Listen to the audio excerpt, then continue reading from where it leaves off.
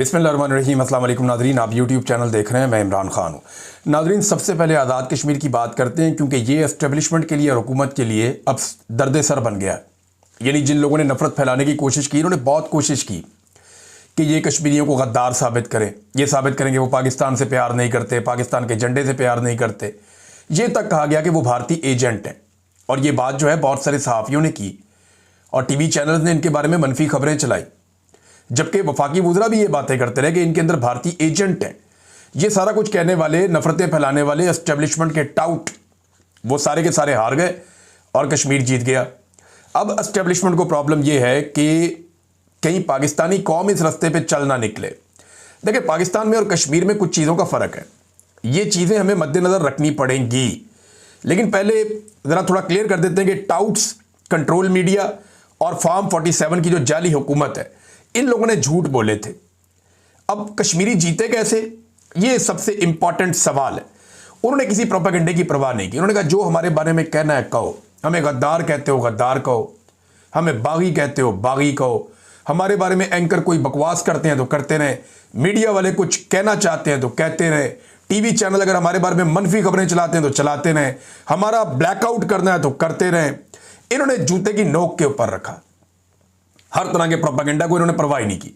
इन्होंने सिर्फ social media के ऊपर नज़र रखी, बल्कि वहाँ पे इंटरनेट भी बंद कर दिया गया। बड़ी मुश्किलों से ये वहाँ से वीडियोस बना के बाहर निकालते थे। अब जितनी वीडियो बाहर आती थी, ओवरसीज़ जितने भी मौजूद हैं, उन्होंने बड़ी समझदारी के साथ और बड़े तरीके के साथ इनका बयानिया पूरी दुनिया के अंदर फैलाया। तो सोशल मीडिया को इन्होंने अपनी ताकत के तौर पर इस्तेमाल किया और हुकूमत की जो तशद्दुद की पॉलिसी थी उसके सामने डट के खड़े हो गए। यानी ये, मैं अगर लफ्ज़ इस्तेमाल करूं थोड़ा सख्त लफ्ज़ है, लेकिन इन्होंने ढीठपन का सबूत दिया कि तुम हमारे खिलाफ प्रोपेगेंडा करो, तुम हमें गद्दार कहो, तुम हमें बागी कहो, तुम हमें गाली दो, तुम हमें इंडिया के साथ जोड़ो, तुम हमारा ब्लैकआउट करो, तुम हमारा बाइकआउट करो, तुम हमारे खिलाफ मनफी और माइनस खबरें चलाओ और प्रोपेगेंडा चलाओ और बेशक हमारे ऊपर टॉर्चर करो। हम ये सारी चीज़ों को जूते की नोक पे रखते हैं।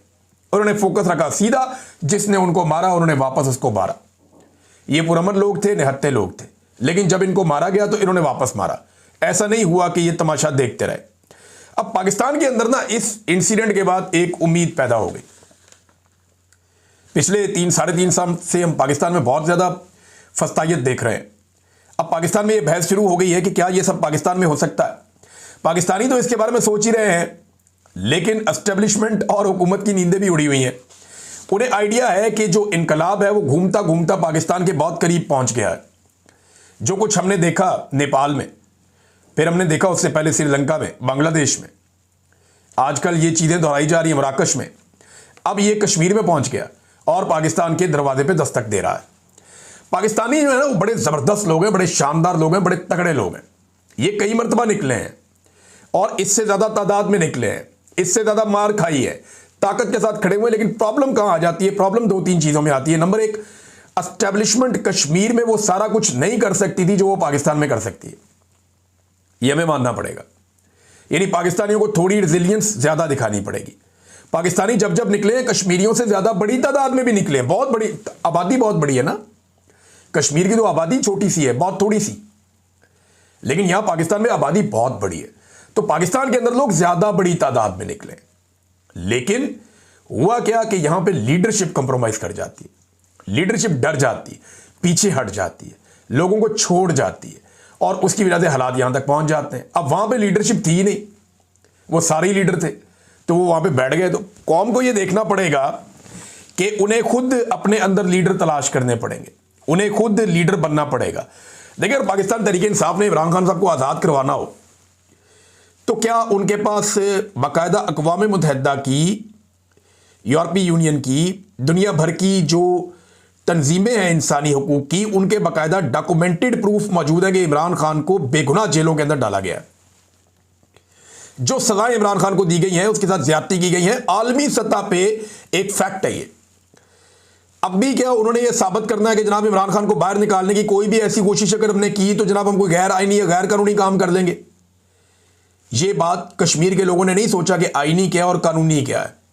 उन्होंने सोचा हमारा हक क्या है, हमने वो हक लेना है। उन्होंने टारगेट सिर्फ अपने हक पे रखा और उन्होंने अपना हक ले लिया। 38 मुतालबात वो लेकर आए थे, 42 मुतालबात वो मनवा के वापस चले गए। आज वहां पे जिंदगी का पहिया वापस चल रहा है, लेकिन वो एक अलग किस्म का आजाद कश्मीर है। लोगों का कॉन्फिडेंस लेवल कहीं और है, लोग ओन कर रहे हैं एक दूसरे को। लोगों को लगता है कि ये खित्ता हमारा है, ये इलाका हमारा है, यहां पे हमारा सिक्का चलेगा। बाहर से आगे किसी ऑफिसर को यहां लाके बिठाया जाएगा और वो डंडे के जोर पे हमें चलाएगा, ये नहीं हो सकता। पाकिस्तान में ये फॉर्मूला हो सकता है, लेकिन देखिए ना, आजाद कश्मीर में एस्टेब्लिशमेंट उस तरीके से सामने सिक्योरिटी फोर्सेस को नहीं ला सकती जैसे पाकिस्तान में ले आती है। वजह यह है कि वो एक इंटरनेशनल मामला भी पाकिस्तान का चल रहा है, तो भारत भी उसको मैनिपुलेट करता है, इस्तेमाल करता है, उसके ऊपर आवाज उठाता है। लिहाजा पाकिस्तान अपना मुकदमा भी खराब नहीं करना चाहता था। दूसरा, पाकिस्तानियों को अब यह बात समझ लेनी चाहिए कि यही तरीका है, या घी सीधी उंगली से पाकिस्तान में नहीं निकलता। अगर आपने पाकिस्तान को आईन और कानून के मुताबिक चलाना है, अगर आपने बेगुनाह कैदियों को रिहा करवाना है, अगर आपने पाकिस्तान के अंदर जुल्म, जबर और फस्तायत खत्म करनी है, इंसानी हकूक की पामालियां खत्म करनी है, आज़ादी इजहार राय पाकिस्तान के अंदर राइज करना है और पाकिस्तान में मैंडेट का एहतराम करवाना है, तो फिर अवाम को यह घी सीधी उंगली से निकलेगा नहीं, इसको टेढ़ी उंगली से निकालना पड़ेगा, जैसे कश्मीरियों ने निकाला। जैसा मुंह वैसी चपेड़। अब एस्टेब्लिशमेंट को भी इस बात का खौफ है, हुकूमत को भी इस बात का खौफ है। देखिए होता क्या है, इसको जरा समझे आप। गोली बांग्लादेश में भी चली थी, लोगों ने वो इलाका खाली नहीं किया तो एस्टेब्लिशमेंट को सरेंडर करना पड़ गया। गोली नेपाल में भी चली थी, लोगों ने वो इलाका खाली नहीं किया तो एस्टेब्लिशमेंट को सरेंडर करना पड़ गया। गोली श्रीलंका में भी चली थी, लोगों ने इलाका खाली नहीं किया तो सरेंडर करना पड़ गया एस्टेब्लिशमेंट को।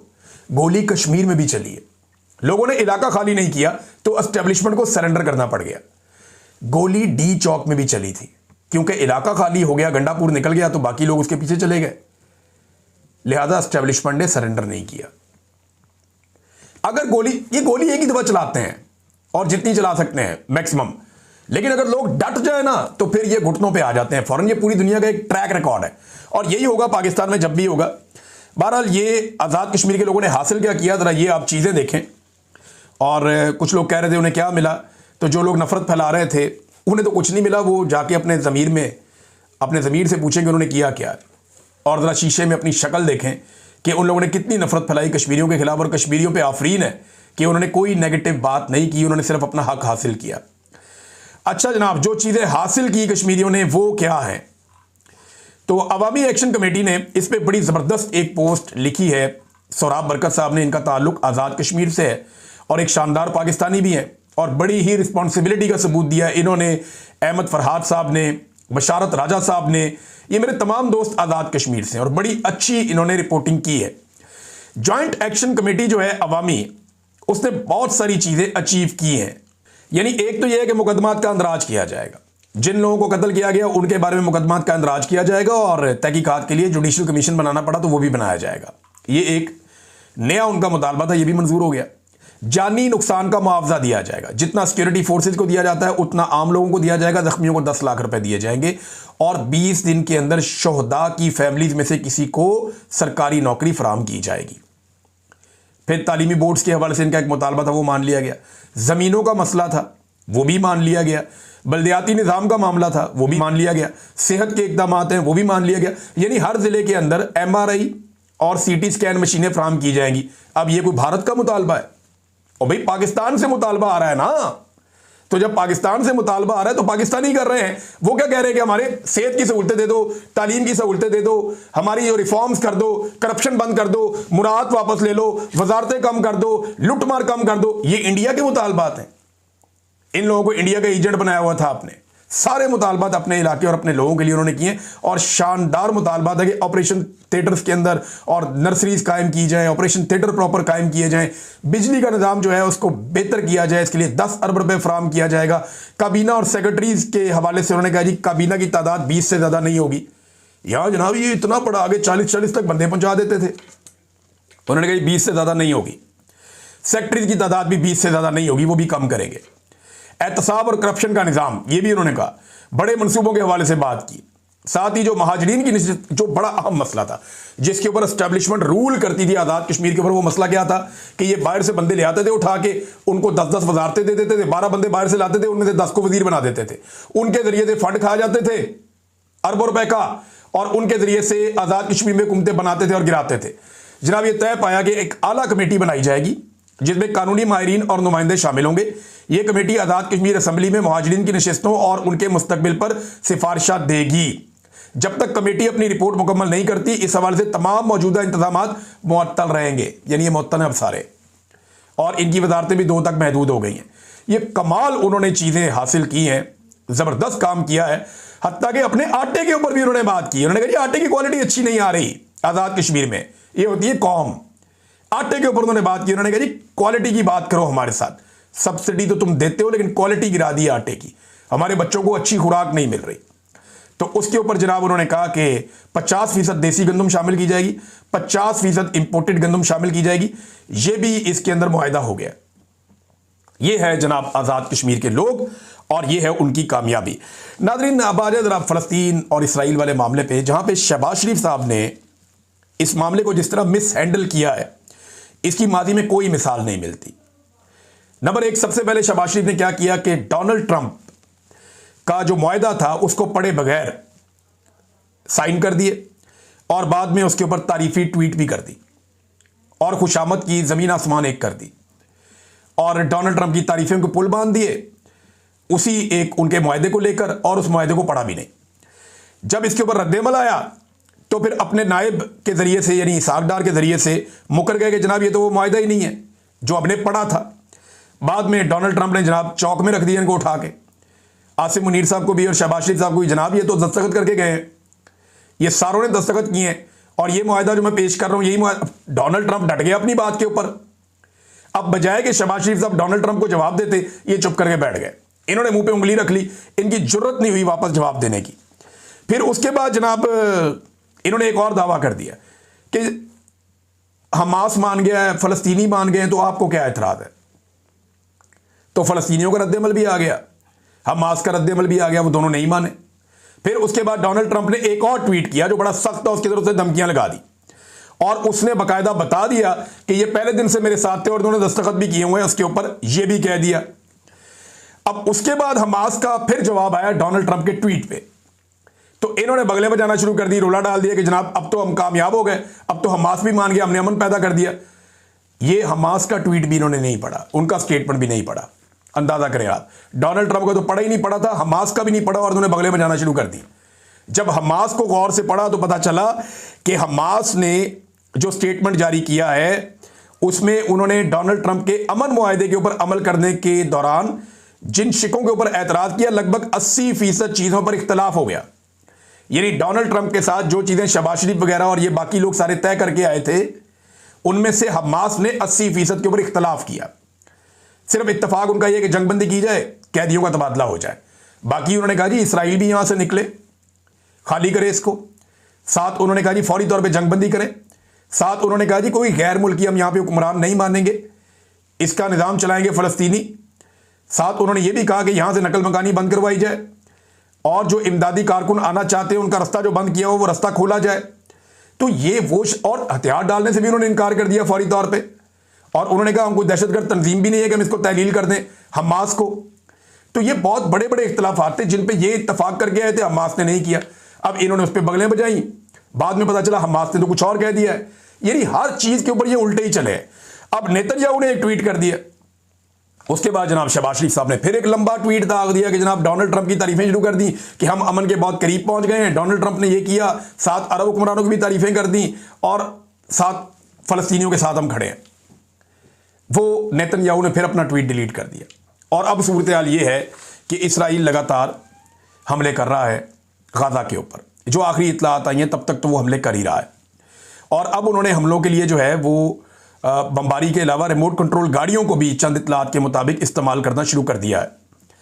यानी ऐसा लगता है कि शहबाज शरीफ साहब ने जिस तरीके से सारे मामले को हैंडल किया है कि कोई इज्जत नफ्स, कोई किरदार की पुख्तगी, या ऐसा लगता है ये हुकूमत जुए पे चल रही है। ना कोई किरदार है इनका, ना कोई इज्जत नफ्स है इनकी, ये एक जुए के ऊपर चल रहे हैं। अचानक खुश हो जाते हैं, कोई खबर आती है छलांगे मारते हैं, दूसरी खबर आती है सहम जाते हैं, चुप करके साइड पे होकर बैठ जाते हैं, इनकी चूं नहीं निकलती, बिल्कुल चुप हो जाते हैं। तो एक अजीबोगरीब तरीके से ऐसे जैसे बच्चे चलाते हैं ऐसे ये हुकूमत चला रहे हैं कि बच्चा है ना, उसको आप ऐसे करके कोई चीज़ चूसनी उसके मुंह में डालें वो चुप हो जाता है, चूसनी निकालें वो रोना शुरू हो जाता है। इनकी ये हालत हुई हुई है। ऐसा चाइल्डिश एटीट्यूड है कि कोई चीज इनकी कंक्रीट नहीं है, किसी चीज में तदब्बुर नहीं है, कोई समझदारी नहीं है। बहुत अजीब तरीके से ये चला रहे हैं, सिर्फ खुश करना चाहते हैं डोनाल्ड ट्रंप को, ताकि ट्रंप खुश रहेगा तो सारा कुछ। अब ट्रंप को खुश करने के चक्कर में एक और काम डाल दिया इन्होंने, और ये इंटरनेशनल मीडिया ने इसको छापा है। वो आपके सामने मैं रखूं, लेकिन उससे पहले आपको मैं ये बताऊं कि इस वक्त जो है वो इटली में 20 लाख लोगों ने मुजाहरा किया है गजा के हक में, इसराइली मजालिम के खिलाफ। अंदाजा करें आप। और उन लोगों को, उनकी कोई मजहबी तंजीम नहीं है वहां पे, तहरीके लब्बैक वाले नहीं है, उनके लोग निकले और उन्होंने एहतजाज कर दिया। जबकि तहरीके लब्बैक को एहतजाज करने के लिए 10 दिन का टाइम चाहिए, 4 दिन पीछे 5 दिन गुजर गए, 1 हफ्ता और चाहिए, वो जुम्मे वाले दिन जाके एहतजाज करेंगे। और उसके लिए फिर आपको पता है पाकिस्तान में बहुत सारे SOPs हैं, बहुत सारी परमिशंस हैं, बहुत सारी गारंटीज हैं, उसके बाद नॉर्मली एहतजाज करने की इजाज़त मिलती है, क्योंकि डेमोक्रेसी तो है नहीं पाकिस्तान में। तो अब वहाँ पे देखें ना, वहाँ पे तो नहीं है तहरीके लब्बैक या फजलुर रहमान या कोई मजहबी सियासी जमातें या जमात इस्लामी। जमात इस्लामी ने वहाँ बांग्लादेश में बहुत बड़ा एहतजाज किया, लेकिन पाकिस्तान में जमात इस्लामी के हालात क्या हैं वो तो हम सारे अच्छी तरह जानते हैं। अब नाजरीन आ जाए आप इस बात पे कि आसिम मुनीर साहब के मुशीरों ने एक काम किया है, क्योंकि खबर मुशीरों के हवाले से छपी है, तो मैं आपके सामने सबसे पहले रखता हूं कि फाइनेंशियल टाइम्स की एक रिपोर्ट आई। रिपोर्ट क्या कहती है कि पाकिस्तानी फौज के सरबराह फील्ड मार्शल आसिम मुनीर के मुशीरों ने अमरीकी हुकाम से बहरे अरब पर, यह बहरे अरब वो है जो कराची से लेके गवादर तक आपका पूरा समंदर का एक इलाका है ना, ये आगे जाके इंडिया के साथ लगता है और इधर ईरान के साथ लगता है, इसको बहरे अरब कहते हैं। बहरे अरब पर एक बंदरगाह तामीर करने और उसको चलाने की पाकिस्तान ने पेशकश की। अमेरिका ने नहीं मांगी, पाकिस्तान ने पेशकश की कि आओ यहां पे तुम्हें एक बंदरगाह देते हैं। और ये किस लिए देते हैं जरा ये भी आप पढ़ लें। बरतानवी अखबार फाइनेंशियल टाइम्स के मुताबिक ये मनसूबा अमरीकी सरमायाकारों के जरिए बलूचिस्तान के जिला गवादर के कस्बे पसनी में एक टर्मिनल की तामीर और इसके जरिए पाकिस्तान के कीमती मादनियात यानी जो रेयर अर्थ मिनरल्स हैं उनको निकालने, उन तक रसाई, उससे मुताल्लिक है। पसनी एक साहिली शहर है, मैंने ये देखा हुआ, बहुत खूबसूरत है। और माड़ा इसके पास है, पसनी है, साथ आगे गवादर आ जाता है। ये बड़ी खूबसूरत पट्टी है जो अफगानिस्तान और ईरान की सरहद के करीब वाक़ है। अच्छा जी, फील्ड मार्शल और शहबाज शरीफ साहब गुज़िश्ता महीने गए हुए थे सितंबर में व्हाइट हाउस में, डोनाल्ड ट्रंप से मिले थे और वज़ीर आज़म शहबाज शरीफ ने ज़राअत, टेक्नोलॉजी, कानकुनी और तवानाई के शोबों में अमरीकी सरमायाकारी की ख्वाहिश का इजहार किया था।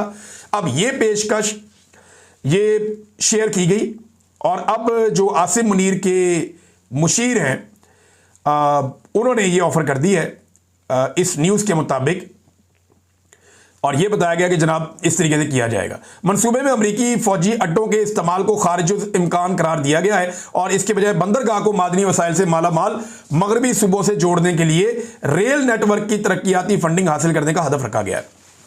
अब नाज़रीन, इसके ऊपर अभी तक अमेरिका ने कोई जवाब नहीं दिया, स्टेट डिपार्टमेंट ने या पाकिस्तान की वजारत खारजा ने कोई जवाब नहीं दिया। लेकिन अगर ये होता है तो ये क्या होता है, ज़रा इसके ऊपर आप गौर कर लें कि यहाँ से लगभग 70 मील दूर गवादर की बंदरगाह है जहां पे चाइना बैठा हुआ है, और लगभग 100 मील दूर जो है वो ईरान की चाबहार बंदरगाह है जहां ईरान बैठा हुआ है। अब इस जगह पे लाके आप जब अमेरिका को बिठाएंगे तो आप कौन सी खिचड़ी पकाने जा रहे हैं, ये आप क्या करने जा रहे हैं? रेयर अर्थ मिनरल्स हैं, पाकिस्तान की सरजमीन से निकलते हैं। अमेरिका को उसके लिए एक सेपरेट जोन फराम किया जा रहा है कि जनाब आपको कोई चेक नहीं करेगा, कोई पूछगछ नहीं होगी, आप माई बाप हैं, आप आए, जितनी आपको मादनियात चाहिए आप वहां से निकालें। जो बाहर दिखाई दे रहा है मुझे तो ये समझ आ रही है कि मादनियात आप वहां से निकालें, आपके कंटेनर्स आएंगे या आप पटरी बिछा लें, वहां से आप सीधी मादनियात पहुंचाएं, अपनी जाती बंदरगाह का एक टर्मिनल बनाएं, वहां से आप उठाएं, सारा कुछ जो दिल करता है वो आप लेकर वहां से जाएं, आपको कोई नहीं पूछेगा। क्या कोई मुल्क इस तरीके से भी डील करता है कि पूरी की पूरी एक बंदरगाह ही ऑफर कर दी दूसरे मुल्क को कि आपने मादनियात लेकर जानी है, वो भी आप अपनी बना लें? इससे पहले गवादर बंदरगाह जो है वो हमारा एक जॉइंट वेंचर है चाइना के साथ। अब अमेरिकन जहां पे जाकर बैठते हैं ऐसे एरियाज में वो कितना कंट्रोल करते हैं आप अच्छी तरह जानते हैं। इसके ऊपर चाइना का रद्द-ए-अमल क्या आ सकता है इसका भी आपको अंदाजा होना चाहिए, क्योंकि बिल्कुल साथ आगे जो है 70 नॉटिकल माइल्स के ऊपर चाइना की बंदरगाह गवादर, जिसके वो आपके साथ मिलकर काम कर रहा है, और उसके साथ आगे कौन है? चाबहार ईरान की है, जहां पे इंडिया और ईरान मिलकर काम कर रहे हैं। तो पाकिस्तान जो है वो एक अजीब तरीके से चीज़ों को मैनेज कर रहा है। ये आसिम मुनीर साहब का वैसे इनका ताल्लुक तो नहीं होना चाहिए इन चीज़ों से, लेकिन क्योंकि मईशत उन्होंने संभाली हुई है और ऐसी संभाली हुई है कि मईशत खड़ी नहीं हो पा रही, तो वो इस तरह के फैसले भी करते रहते हैं। ब्रीफ केस के अंदर वो मादनियात लेके गए भी थे अमेरिका, और ये जो तारीख के अंदर ये तस्वीर जो है ना, ये फौज का पीछा करती रहेगी। आसिम मुनीर साहब तो रिटायर हो जाएंगे, आज नहीं तो कल हो जाएंगे, लेकिन एक दिन ये चले जाएंगे। बाकी जर्नल भी चले गए हैं, देखे ना, कोई भी नहीं रहा। याया खान भी नहीं रहा, अयूब खान भी नहीं रहा, जनरल बाजवा भी नहीं रहा, जनरल क्यानी भी नहीं रहा, जनरल राहिल शरीफ भी नहीं रहा, उससे पहले जनरल मुशर्रफ भी नहीं रहा। वो कोई भी जर्नैल रहता नहीं होता, ज़िया-उल-हक भी नहीं रहा। तो ये जर्नैल तो ये भी नहीं रहने, सबने रिटायर हो जाना, नौकरी है। तो जब जनरल साहब रिटायर हो जाएंगे तो ये तस्वीर है ना, ये फौज का पीछा करती रहेगी कि मादनियात लेके आर्मी चीफ गए थे एक ताजर की तरह, और वो दिखा रहे थे अमेरिकन प्रेसिडेंट को। ये तस्वीर कोई अच्छा तासुर नहीं बना रही। और इसी के ऊपर जब एतराज़ किया एम एल वली खान ने, तो PMLN ने एस्टेब्लिशमेंट के इशारों पे एम एल वली खान के ऊपर अटैक कर दिया। अब वहाँ पे एक अलग फड्डा पड़ा हुआ है। पीपल्स पार्टी और नून लीग की नूरा कुश्ती है, उसके ऊपर बात ही नहीं करनी, मेरे ख्याल करनी भी नहीं चाहिए। शायद कभी बात करनी पड़ जाए, लेकिन नूरा कुश्ती है। उन्हें ये बात पता चल गई है, जब वो PTI से लड़ते हैं तो आवाम सुनती ही नहीं है। उन्होंने कहा आपस में लड़के देखो, शायद आवाम हमारे पे तवज्जो दे दे या आवाम हमारी बात सुन ले। वो बेचारे टॉक शोज के अंदर टीवी चैनल को फोन कर करके कहते हैं कि जनाब हमारी आपस की लड़ाई तो दिखा दें। टीवी चैनल्स को, टॉक शोज के अंदर जगह जगह पे वो राब्ते कर करके पीपल्स पार्टी और PMLN कह रहे हैं यार हम आपस में मुकाबला कर रहे हैं, लड़ रहे हैं, हमारी लड़ाई तो दिखा दें। लेकिन वो नूरा कुश्ती है, कोई संजीदा ले ही नहीं रहा उनकी लड़ाई को। बहरहाल पाकिस्तान तहरीक इंसाफ ने एक बड़ा इंटरेस्टिंग डाटा जो है वो जारी किया है, और डाटा ये बता रहा है कि SIFC सरमायाकारी लाने में बुरी तरह नाकाम हो गई। जबकि गुज़िश्ता 3 सालों में पाकिस्तान से मल्टीनेशनल कंपनियों का तेजी से इनखला जारी है। 16 मल्टीनेशनल कंपनियों का उन्होंने लिखा है जो सन 2023, 2024 और 2025 में पाकिस्तान छोड़ के चली गई हैं। साल के अंदर 4 मल्टीनेशनल कंपनियां किसी मुल्क में आ जाए ना तो बड़ी कामयाबी होती है। तो इधर जनाब गुज़िश्ता 2-3 साल के अंदर 3 सालों में 16 कंपनियां पाकिस्तान को छोड़ के चली गई, और उस वक्त जब आर्मी चीफ ने बेड़ा उठाया हुआ मईशत का, SIFC जैसा इदारा बनाया हुआ है, कोई सरमायाकारी आ नहीं रही बल्कि पाकिस्तान से बाहर जा रही है। नाज़रीन, अब हम हर वीलॉग में आपको एक इंटरव्यू सुनवाया करेंगे गंडापुर साहब का, और उसकी वजह यह है कि बहुत बड़ा दावा उन्होंने किया था और ये सुनाना बहुत ज़रूरी है, चाहे कोई माइंड करे। ये हम आपको वीलॉग्स के अंदर वक्तन बवक्तन सुनाते रहा करेंगे। जो उन्होंने कहा था 6 दिन बाकी रह गए हैं गंडापुर साहब के डेडलाइन में, उन्होंने क्या कहा था ये सुनिए। तो सुन लो, सब तायीद कर दे दो, फिर सारे हाथ उठा के बताओ कि आज से 90 दिन का आगाज हो गया है, या हम सियासत छोड़ेंगे और या इमरान खान को रिहा करवाएंगे। तायीद है। इसके बाद नाराए तकबीर अल्लाह अकबर लगा के गंडापुर साहब ने अल्लाह को गवाह बनाया था। 6 दिन बाकी रह गए हैं, अब देखते हैं वो क्या करते हैं। अब तक के लिए इतना ही, अपना ख्याल रखिएगा, अपने चैनल का भी। अल्लाह हाफ़िज़।